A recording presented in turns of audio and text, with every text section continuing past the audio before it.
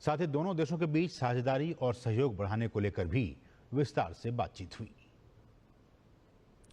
तो पीएम मोदी की घाना के उपराष्ट्रपति के साथ ये मुलाकात की तस्वीरें और द्विपक्षीय संबंधों के जो तमाम आयाम हैं, उन तमाम मुद्दों पर दोनों नेताओं की विस्तार से बातचीत हुई। और जैसा कि आप जानते हैं कि इन दिनों प्रधानमंत्री नरेंद्र मोदी घाना की यात्रा पर हैं और 30 साल के बाद किसी प्रधानमंत्री की ये घाना की यात्रा हो रही है। और इसी दौरान अब से कुछ देर पहले प्रधानमंत्री ने घाना के उपराष्ट्रपति के साथ मुलाकात की है।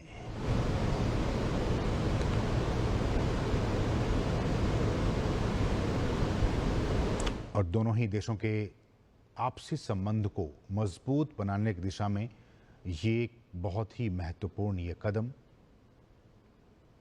उपराष्ट्रपति के साथ ये मुलाकात, घाना के उपराष्ट्रपति के साथ ये मुलाकात, और बीते कई वर्षों से हम जानते हैं कि भारत और घाना के ऐतिहासिक संबंध रहे हैं और इस दिशा में और भी आगे बढ़ते हुए सहयोग के जो और भी क्षेत्र हैं उन पर बातचीत हुई है। आने वाले वर्षों में किस तरह से क्रिटिकल मिनरल्स की बात हो या फिर हेल्थ की बात हो, इंफ्रास्ट्रक्चर की बात हो, कैपेसिटी बिल्डिंग की बात हो, एजुकेशन की बात हो, इन तमाम क्षेत्रों में भारत लगातार घाना के साथ काम करता आ रहा है। और हम जानते हैं कि एक बहुत बड़ा गोल्ड डिपॉजिट, सोने का भंडार घाना में, और न सिर्फ गोल्ड का बल्कि जो क्रिटिकल मिनरल्स हैं उनके भी भंडार मौजूद हैं। और इस लिहाज से प्रधानमंत्री की यात्रा ये काफ़ी महत्वपूर्ण हो जाती है।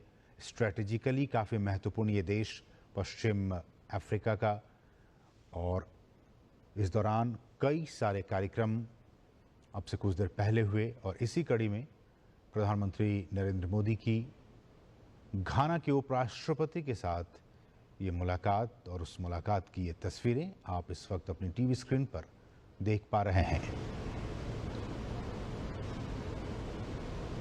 और कहना ये अतिशयोक्ति नहीं होगी कि बीते कई वर्षों में, और ख़ासकर बीते 10 वर्षों की ही बात की जाए, भारत और घाना के संबंध काफ़ी मजबूत हुए हैं।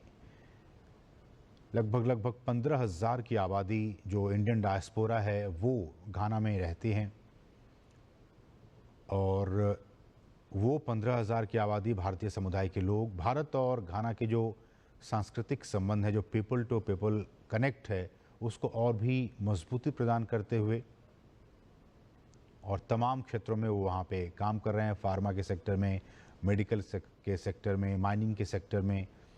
और प्रधानमंत्री जब